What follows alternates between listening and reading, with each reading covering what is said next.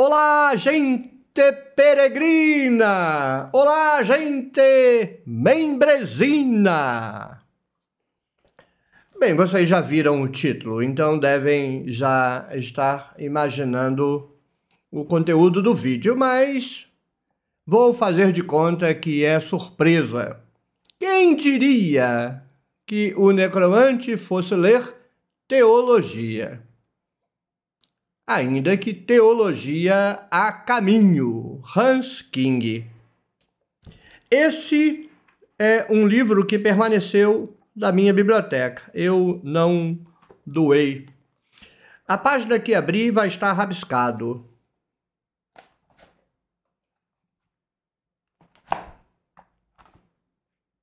Esse aqui tem pouquinho, mas tem ali. Eu não doei. Por quê, professor? Já fiquei excitado? É um livro de teologia que o senhor assina embaixo? Não. Não. Teologia é bullshit. Não sobra. Não tem nada da teologia que sobe. Nada. De nenhuma teologia. Nenhum teólogo. Mas esse aqui é um livro muito curioso. Porque tem um subtítulo. Fundamentação para o diálogo ecumênico. Diálogo ecumênico é a tentativa de reunir a cristandade. Nada de dialogar com judeu, com muçulmano, muito menos com os outros religiosos. Mas é um livro de teologia completamente diferente de todos os demais livros de teologia. Por isso eu guardei. Eu ainda tenho um bom sentimento para com ele. O que ele vai tentar é pegar o que, na visão de Hans King, é o melhor do catolicismo romano, o melhor do mundo ortodoxo e o melhor do mundo protestante, mas tem, e tentar então construir uma única catedral para o cristianismo. Eu li esse livro tem muito tempo mesmo. E foi uma experiência muito boa tê-lo lido na minha formação, porque no que dizia respeito à minha inserção nesse triunvirato mitológico que é o cristianismo, o protestantismo, no meu caso, o que ele faz com a discussão a respeito da pesquisa bíblica, eu podia assinar embaixo. Ele vai dizer aqui, conquanto não estou seguro de que tenhamos da frase a mesma compreensão, que a única teologia que deveria estar na universidade é a histórico-crítica. Mas lamento dizer, Hans King, não existe uma teologia histórico-crítica. Na Bíblia, sim, porque Bíblia não é teologia. Na teologia, não. Então, o que nós vamos fazer? Vamos descer aos porões de minha memória, de minha formação, e vamos ler aquele que ainda pode ser lido. Ele pode ser lido, eu não vou vomitar. Se eu pegar a teologia sistemática para ler, eu vou vomitar. Gente, vocês não fazem ideia do nojo que é. Como você é feito de besta. Para você ler uma teologia sistemática, você tem que ser idiota. Completo. Esse livro não. Dá para ler. Você vai ver que eu vou criticar muita coisa. Vou dizer, tudo bem. Vamos tentar por aqui? Não endosso, mas não preciso jogar na lata do lixo. E dizer isso de um livro que tem o título Teologia na capa, acho que é um máximo elogio. Nenhum outro livro vai ganhar elogio tendo teologia na capa, a não ser esse aqui. Então convido-os a uma caminhada. Vocês só vão saber que tipo de caminhada vamos fazer caminhando. Não adianta tentar imaginar o que eu vou fazer, sair xingando o Hans King, passar a mão na cabeça dele, tratar ele com condescendência ou desancá-lo. Você não sabe o que eu vou fazer, então acompanhe, vamos caminhar juntos. A primeira parte do livro que eu vou ler é Perspectiva, o encontro com a pós-modernidade. Pós-modernidade está entre aspas. É, digamos assim, a primeira parte, né? Vejam só, tem uma observação aqui de junho de 2004. 20 anos. Vamos ver se você consegue ler. É um livro apaixonante. 2004 eu já estava dando tchau para a fé. Muito bem, então temos o prefácio, não vou ler o prefácio. Tem a perspectiva, o encontro com a pós-modernidade e depois o conteúdo. Vamos começar então por esse segundo prefácio, né? Um texto chamado Perspectiva, o encontro com a pós-modernidade. Vamos lá. Teologia a Caminho, o livro, procura uma perspectiva e trata de desenvolver um programa para uma teologia que hoje, mais do que nunca, está exposta a múltiplas tensões, correntes mutantes e sistemas divergentes, e no tocante à sua tradição, imersa numa crise de credibilidade e clareza. Se você não se insere nessa perspectiva, você está fora da discussão da tradição do cristianismo. Teu negócio é balançar a bandeirinha de Israel, dar cambalhota na igreja e pronto, é o que dá para você. Agora, para quem se inseriu na discussão teológica, não tem nada na teologia que, para ser minimamente condescendente, não esteja numa crise de credibilidade e clareza. Na minha perspectiva, já morreu. Teologia não é sério. Teologia não é conteúdo sério. É sério quando você assume a posição de gueto, de partido, de grupo fechado e lida com isso lá no gueto. Agora, pegar isso e levar para a universidade é um assinte, é uma bofetada na cara das pessoas. Uma teologia que, além disso, não pode sair dessa crise pela volta pouco lúcida para formas e fórmulas de fé tradicionais. Não adianta ir para a Idade Média, cristianismo primitivo. Hans King é sério. Eu não sei se a saída dele vai ser suficientemente séria, mas ele é uma pessoa séria. É alguém com quem eu poderia conversar. E tenho a certeza absoluta que eu não tenho o que conversar com um teólogo. Não tem conversa possível. Com Hans King daria.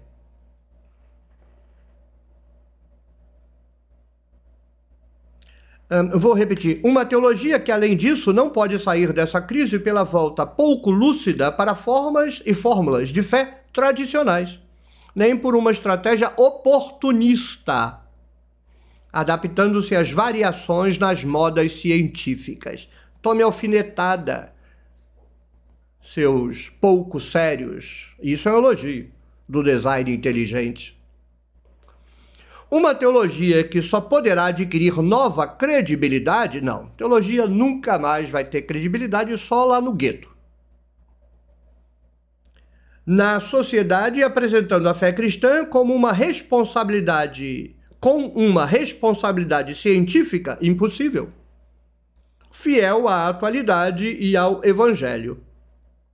Impossível, Hans King, eu lamento, eu entendo os seus esforços. Passei por isso. Antes de perceber que o negócio era enfiar minha cabeça na teologia negativa e fingir que ali as coisas estavam resolvidas. A teologia jamais, jamais, jamais, jamais, jamais, jamais tem qualquer coisa a dizer à ciência e vice-versa. Ela tem que aprender com a ciência. E aí morre, se mata. Trata-se de realizar a passagem para um novo tempo e um novo mundo, designado por muitos sociólogos não simplesmente como moderno, mas como pós-moderno, ainda que não acredite no início de uma nova era. Eu entendo o Hans King e não vou criticá-lo. Como cristão, ele está tentando, no limite da honestidade, propor algo que, a princípio, está para além do possível. Isto é uma proposta para além do possível.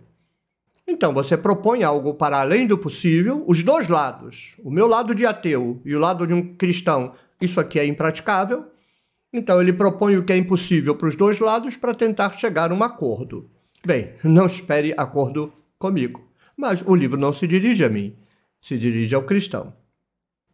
Pós-moderno, um conceito heurístico. Mies van der Rohe era, acho que assim se lê, Rohe. Mies van der Rohe era considerado um dos 4 evangelistas da arquitetura moderna, junto com Frank Lloyd Wright, Walter Gropius e Le Corbusier. Em 1969, pouco antes de sua morte, lhe perguntaram o que mais teria desejado construir. Então, o artista nascido há 100 anos, 1886, em Aachen, respondeu: uma catedral. Este arquiteto da pureza geométrica e da racionalidade, da realidade e da funcionalidade, da transparência e da mundanidade, estava longe de ser um pós-moderno da arquitetura. O termo pós-modernidade, conhecido na crítica literária desde a década de 50, tornou-se de início um escândalo no mundo da arquitetura. Quem sabe, entretanto, se este último desejo do grande diretor de construções e arquiteto de numerosos edifícios modernos na América do Norte não era, no fundo, um desejo pós-moderno. Talvez construir algo que não fosse simples expressão de um homem emancipado do divino, algo que plasmasse outra dimensão em uma forma artística. Se nós nos concentrarmos na proposta de outro teólogo, Bultmann, que propunha que a liturgia se concentrasse intramuros, fora da liturgia, a Bíblia é mito, a teologia é mito. Dentro da liturgia, na liturgia e para a liturgia, palavra de Deus, ou seja, a teologia, a liturgia, tratadas como teatro, proposta de um teólogo. Há teólogos com quem você pode sentar à mesa, outros não. Bultmann é alguém no campo da discussão teológica com quem era possível sentar à mesa. Bultmann, você não acha que, em última análise, a teologia é teatro? E ele responderia: mas é isso que a salva. Aí está o mundo dela. Vá falar isso para esses teólogos, mesmo os progressistas. Risível. Sem dúvida, um Mies van der Rohe rejuvenescido não teria construído por nostalgia romântica uma catedral neogótica ou uma igreja barroca ao lado dos imensos edifícios de Nova York. Tudo isso expressão de um espírito pré-moderno. Ao contrário, como mestre em materiais e métodos arquitetônicos modernos, certamente teria construído uma catedral moderna. Esta, porém, deixaria entrever na arquitetura, nas cores e na ornamentação algo mais do que apenas o moderno, o racional, o funcional ou o realista. Algo totalmente diferente, algo, entre aspas, religioso transcendente, como, por exemplo, a igreja de Ronchamp, construída por Le Corbusier, ou a capela em Vence de Henri Matisse. Ninguém pode ignorar, contudo, que a palavra pós-moderno pode ser utilizada ou ser objeto de abuso em todas as direções. Tanto neoconservadores, desejando que tudo volte ao que era antes, como críticos sociais, querendo que finalmente se torne realidade aquilo que ainda não é. Podem utilizá-la como chavão. Tanto seguidores do movimento alternativo em busca de um novo estilo de vida e de outros companheiros de viagem, como cínicos que já conseguiram desmascarar todos os movimentos e contramovimentos e que consideram desgastadas todas as modas e todos os novos costumes permitidos. Para mim, pós-modernidade não é uma palavra mágica que explica tudo, nem um termo chocante ou polêmico, mas um conceito heurístico, ou seja, uma palavra que busca, característica de uma época que já começou há décadas, mas que só agora está se fixando na consciência geral das massas. Bem, eu não sei de que massas Hans King está falando, apesar de todas as reações, tanto de direita como de esquerda. A palavra moderno é antiga e provém da antiguidade tardia, mas somente no iluminismo francês primitivo do século XVII passou a ser utilizada em sentido positivo para designar o novo espírito da época. Era uma expressão de protesto contra a visão cíclica da história, própria do Renascimento e herdada da Antiguidade, o eterno retorno de Nietzsche, que odeia a modernidade. Eu quero escravos.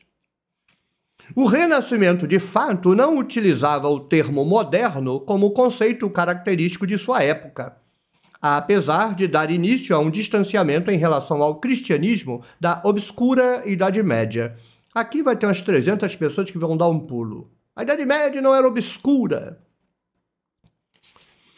pois tinha uma forte orientação retrospectiva voltada para a antiguidade. Apenas no século XVII surgiu um novo sentimento de superioridade baseado nos sucessos das ciências e da filosofia modernas, entre aspas, desde Copérnico e Descartes.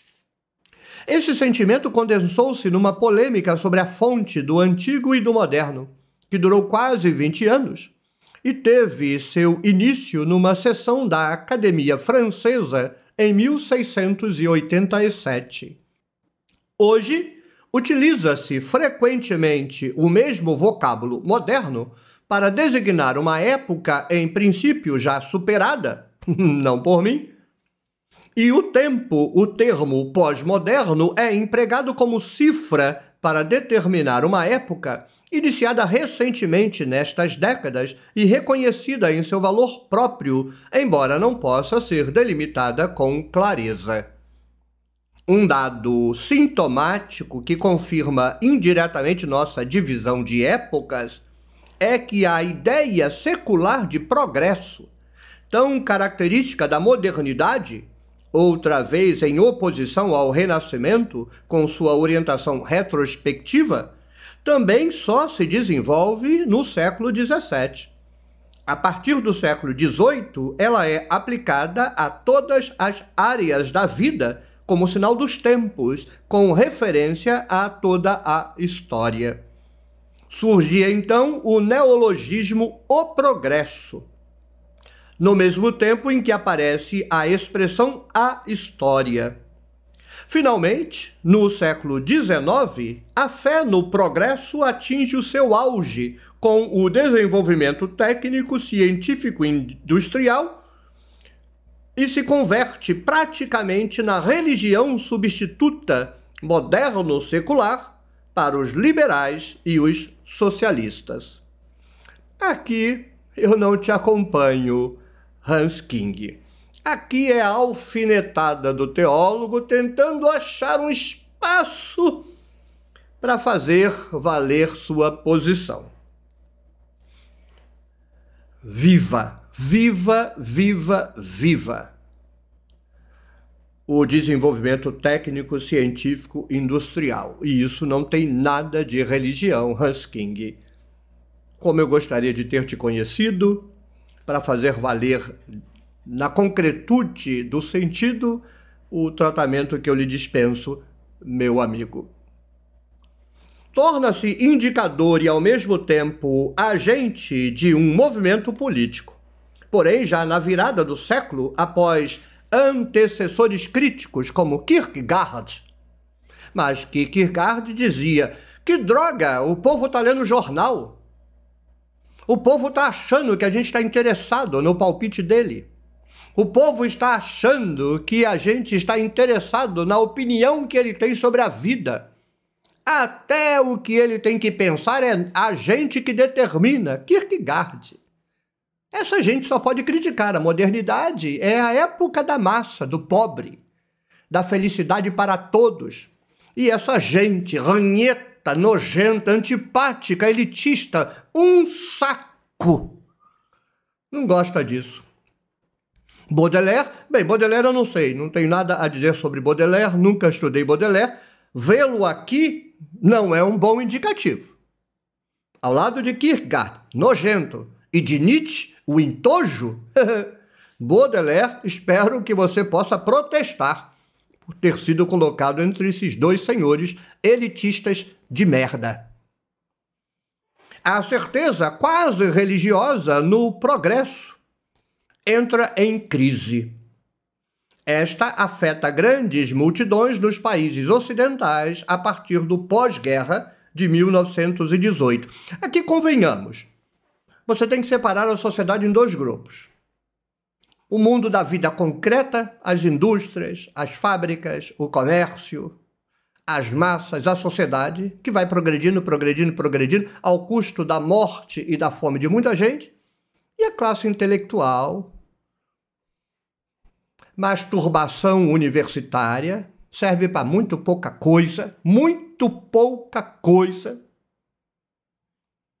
porque para essa gente, o progresso deu ruim. Aí você vai na casa deles, é um casarão, tudo de vidros, paredes, perna de 3 de 9 metros de vidro, todos os melhores eletrodomésticos do planeta. O valor dos objetos e da arquitetura interna da casa é mais cara do que a própria casa.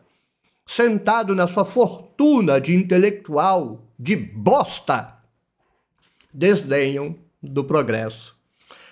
Eu os olho com antipatia. Eu os olho com nojo. Nojo!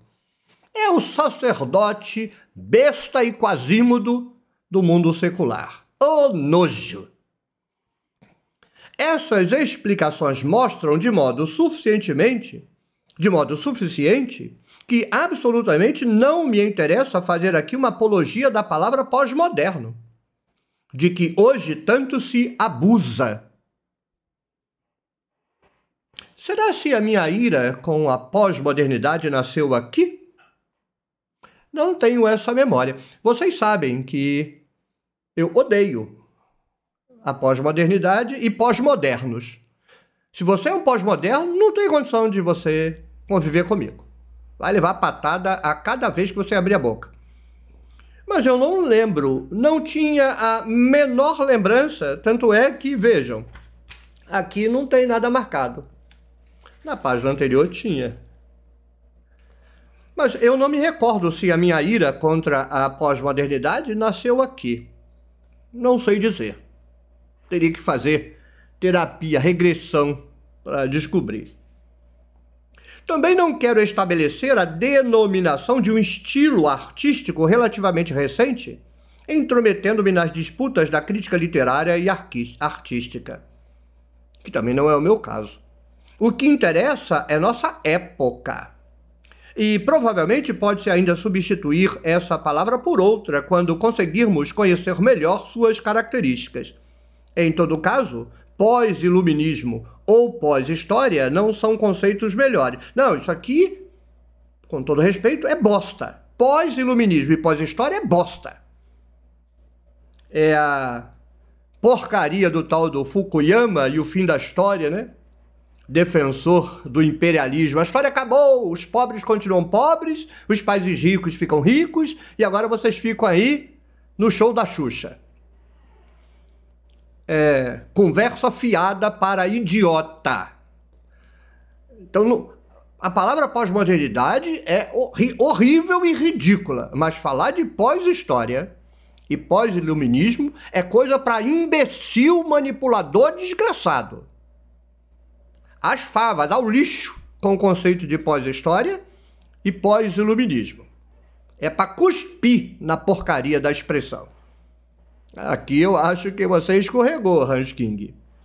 Pessoalmente, preferiria designar essa época nascente como ecumênica, no sentido de um consenso global entre as diversas confissões religiões e regiões.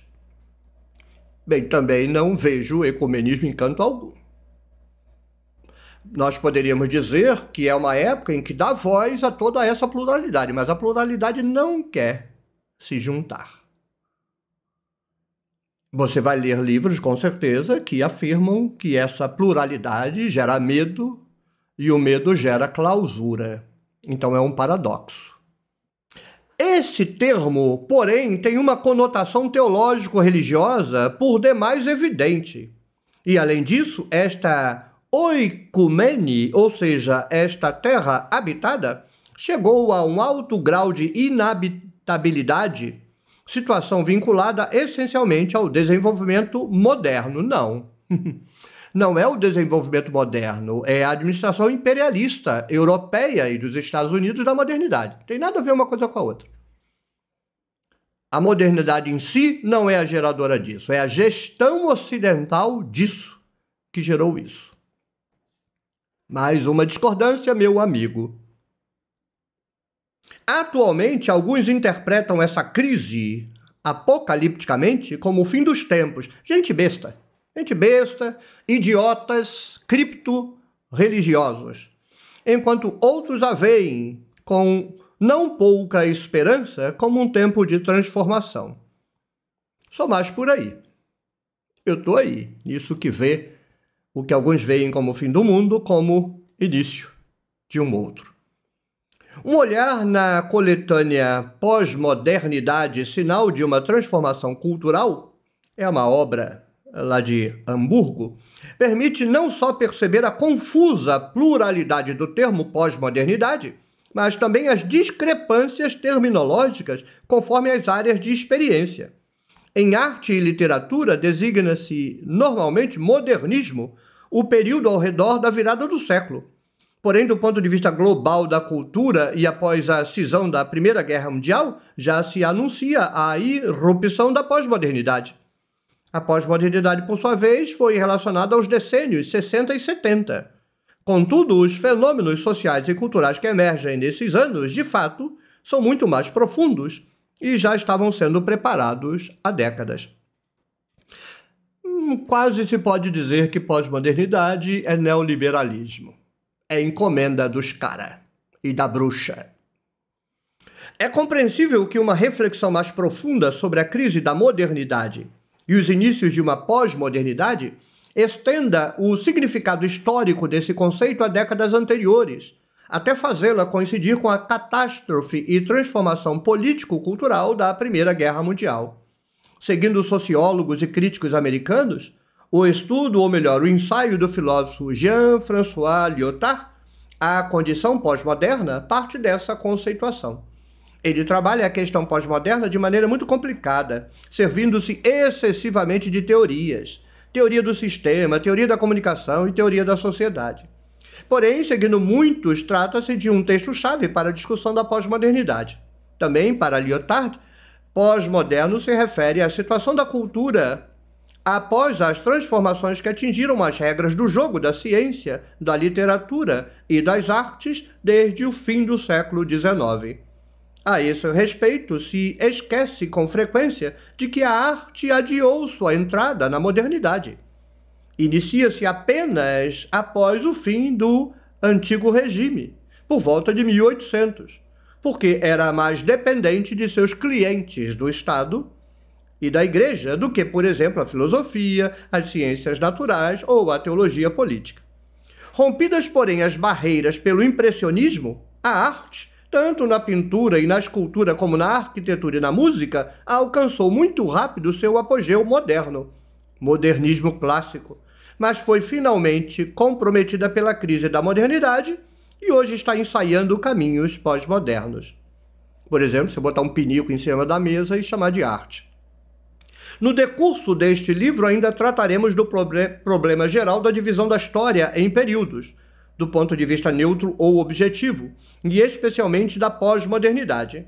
No momento, é suficiente fazer precisões provisórias que indicam a direção geral da reflexão. Na parte que segue, crise e saída para o novo, e a função da religião na pós-modernidade.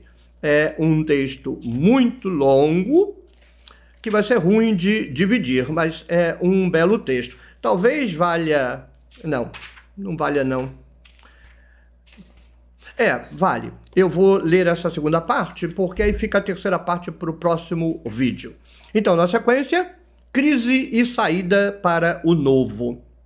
Para fundamentar uma teologia ecumênica, é de especial interesse a análise de uma transformação sociocultural longa e complexa, a qual, segundo a interpretação de muitos críticos da atualidade, tem um duplo aspecto. Primeiro, a modernidade fomentada pelo Renascimento e interrompida por causa de seu ideal de volta à antiguidade, irrompeu de novo no século XVII com uma renovada confiança na razão. Essa modernidade da racionalidade e do iluminismo, da ciência e da técnica, do nacionalismo e do imperialismo, da dominação do homem sobre si mesmo e sobre o mundo, com o consequente abandono da natureza e de Deus, está em crise. Bem, não para mim. Na arquitetura moderna, para citar apenas um exemplo, essa situação crítica é descrita com palavras como cubículos habitacionais, arquitetura de depósitos, deserto de concreto, ou seja, com frieza, alienação, devastação do meio ambiente e exploração. E aqui nós temos um problema de todo o texto, das pessoas que escrevem, como Hans King, mas não tem nada de perspectiva política. É uma abstração. O que ele acabou de escrever não tem nada a ver com arquitetura, não tem nada a ver com arte. É pura política. É neoliberalismo, que já estava em vigor quando ele escreve o livro. É a destinação dos recursos para determinados projetos, mas não para a população. Então é a mera funcionalidade. É a completa banalização da vida. Concentração no lucro, concentração na riqueza, concentração na vitória, mas a vida é jogada para escanteio. Então as casas se tornam assim porque é o preço do mercado. Nós não temos a liberdade de viver como queremos. Nós vivemos como o imperialismo permite. Mas cadê Hans King, a discussão política? Não tem. Não tem. Não tem chão aqui.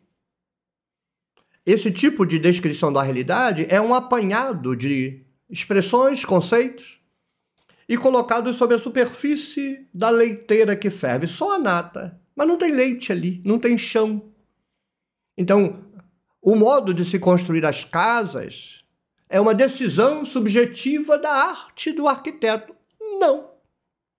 Isso atende a imperativos que vão desde a distribuição de terra até a divisão dos espaços habitacionais, a especulação imobiliária. Mas nada disso está aqui. É muita superficialidade. É só superficialidade. O tempo todo é só superficialidade. Não tem chão real.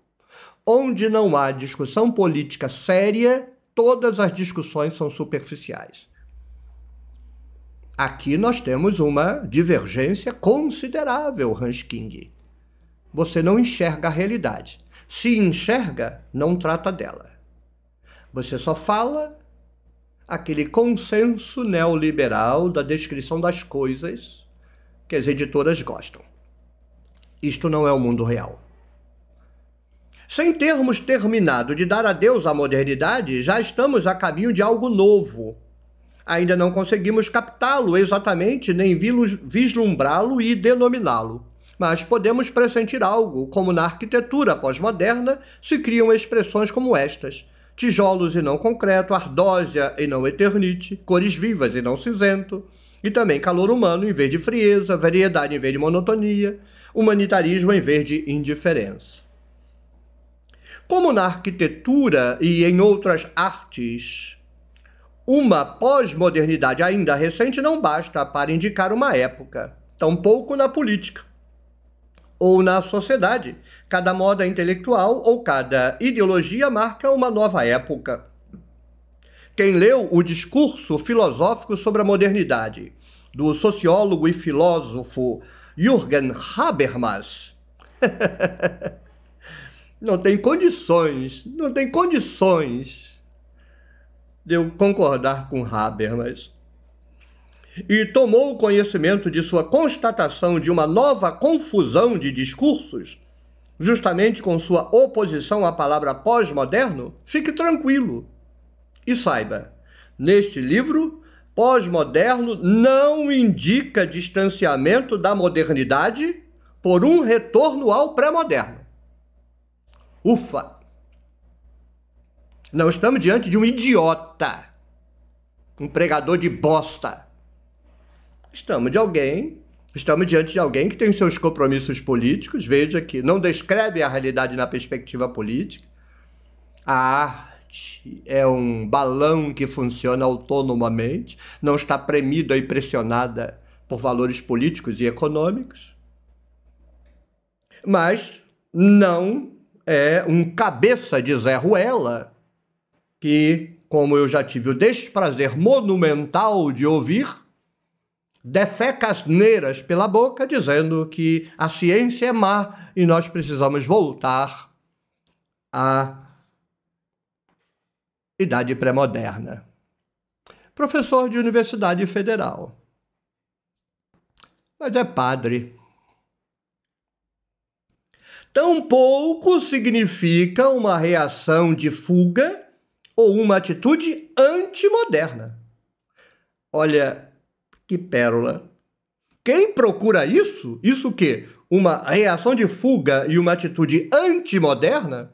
Quem procura isso, leia o Relatório sobre a Fé do cardeal Ratzinger. Toma, Ratzinger, toma!